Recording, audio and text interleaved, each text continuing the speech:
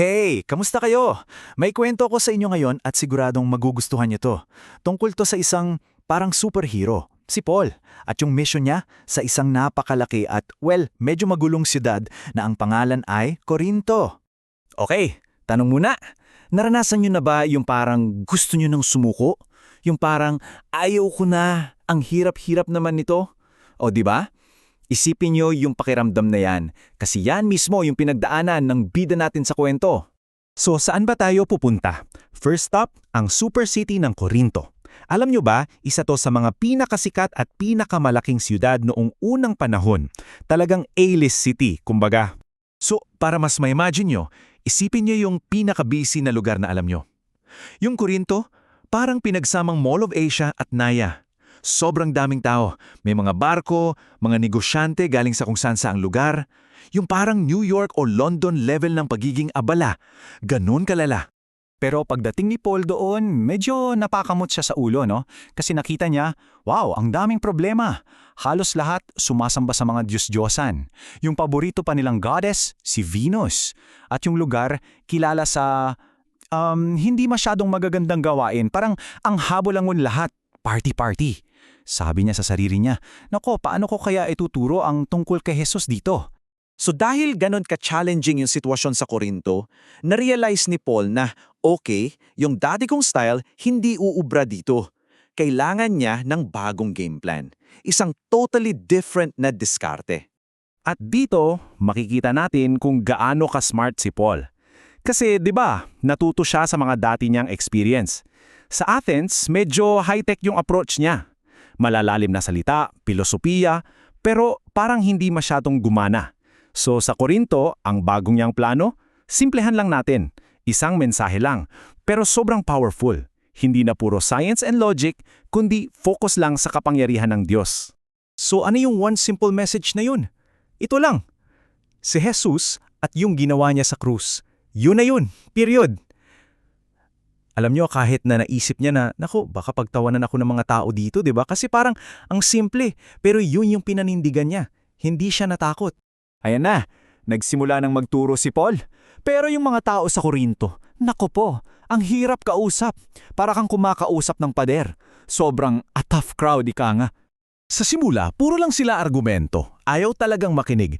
Dun sa sinagoga, yung mga kapwa niya Hudyo, parang literal na nagtakip ng tenga. La, I can't hear you. Ganon yung datingan. Basta kontra lang ng kontra.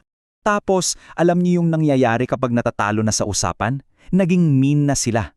Instead na makipag-debate ng maayos, sinimulan na nilang laitin at insultuhin mismo yung pangalan ni Jesus. Sobrang tindi na ng galit nila. Pero ito yung good news. Kahit ganun yung pambabatikos, may mga naniwala pa rin.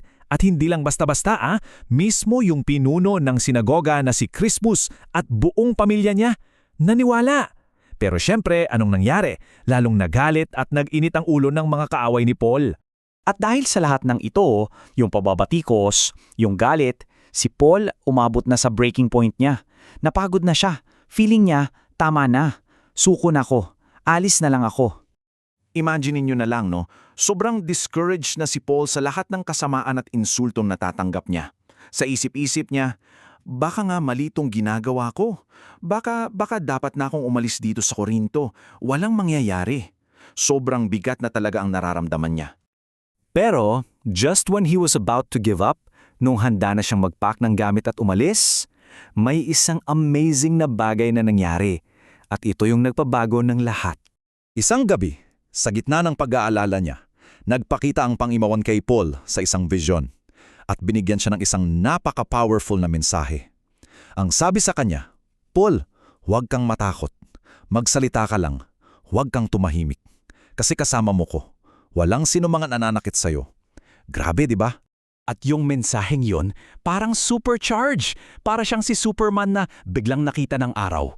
Biglang nagkaroon siya ng bagong lakas, bagong tapang, lahat ng takot, lahat ng pagdududa, biglang nawala. At nagdesisyon siya, okay, I'm staying. Itutuloy ko to. So dahil sa bago niyang tapang, handa na si Paul na harapin yung masasabi nating final boss battle niya sa Corinto. Ito na yung pinakamalaking pagsubok. At anong ginawa ng mga kaaway niya? Nagkaisa sila. Dinakip nila si Paul at kinaladkad papunta sa korte, sa harap mismo ng hukom na si Gallio. Ang plano nila, syempre, patay ka ngayon, Paul. Kakampihan kami ng hukom. Pero si Gallio, yung hukom, matalino at fair. Pinakinggan niya yung kaso, tapos sabi niya, "Teka muna, kung yung pinagtatalunan nyo ay tungkol sa mga salita, pangalan at sa sarili ninyong batas, aba, kayo na ang mag-usap dyan. Hindi to krimen, hindi ako hahatol sa mga ganitong bagay." Basically, dinismiss niya yung kaso. At dito na yung plot twist. Nung nakita ng mga tao na ibinasura yung kaso, biglang nag-iba ang ihip ng hangin. Bumaliktad sila. Yung mga tao biglang kumampi kay Paul. At yung leader ng mga nag-akusa kay Paul, aba siya pa ang napagbalingan at binugbog ng crowd. Grabe yung nangyari. So, grabe yung naging epekto nun. Isa itong napakalaking tagumpay. Hindi lang para kay Paul, kundi para sa Kristyanismo doon. Kasi dahil sa desisyon ni Gallio, parang sinabi na rin ng gobyerno na, okay, yung ginagawa ni Paul, hindi labag sa batas. So, naging mas ligtas na para sa kanya na magpatuloy sa pagtuturo. So anong aral sa kwento ni Paul? Pinapakita nito na kahit parang suko ka na, kahit nakakatakot, pwede pa ring maging matapang, lalo na kapag alam mo na may kasama ka at may tumutulong sa'yo. So para sa inyo, ang tanong, kailan ba yung mga pagkakataon sa buhay nyo na kailangan yung maging matapang kahit na natatakot kayo? Pag-isipan nyo yan.